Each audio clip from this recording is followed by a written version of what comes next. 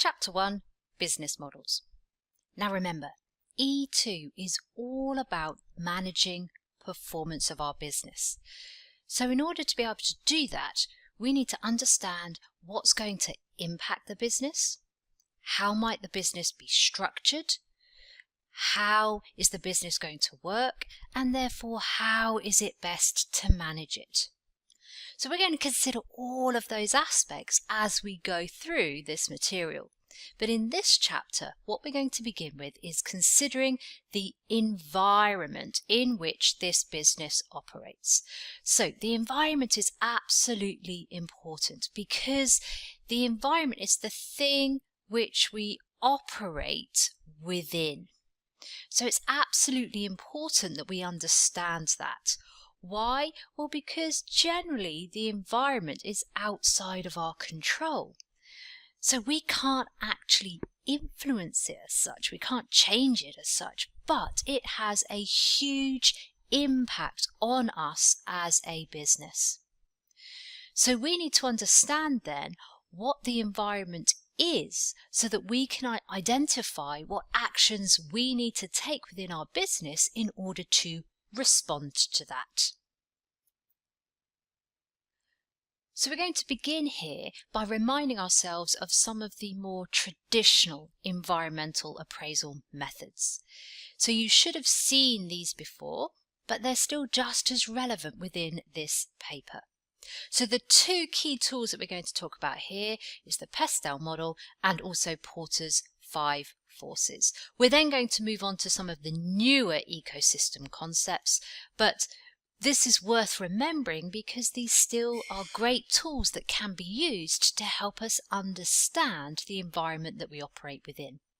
So let's remind ourselves first of all then of the Pestel model. So remember, Pestel is simply a mnemonic, so it reminds us of the key elements, and essentially what we're looking at here are really the opportunities and threats, if you like, that we are exposed to as a result of our environment. And what it enables us to do is, once we've identified what those opportunities and threats are, we can then decide upon how we're going to respond to those. So briefly remember the Pestel factors. P is for political. So remember looking there at the governments that we are under the regime of, and therefore any relevant legislation which might affect us as a business. Economic, so we're looking here at whether the economy itself is in boom or bust, whether we're in recession. Also, though, thinking about the impact that that might have on the disposable income of the population, because that might well affect how much money they have to spend on whatever it is that we are providing. S is for social, so we're thinking there about the culture, so what are the cultural norms, the cultural expectations, but it can also be being influenced by friends, by great social networkers and so forth. What's in fashion, what's falling out of fashion. Technological, so we're talking about kind of processes there, supply chains, etc. Ecological, thinking about our green issues, so how green are we as a business? We know that that is becoming much more important to consumers in today's age, but also thinking about things like health and safety requirements. And then legal, any relevant regulations, any working requirements and so forth.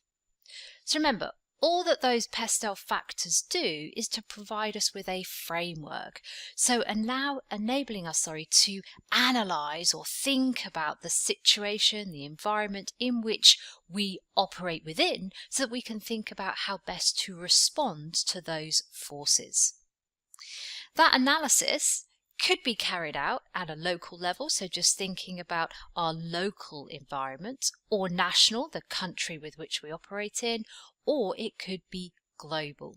So Pestel model is often thought about as a macro model, so the widest view, because it can be a global view. You can be thinking about the whole world and all of those different factors which could influence us.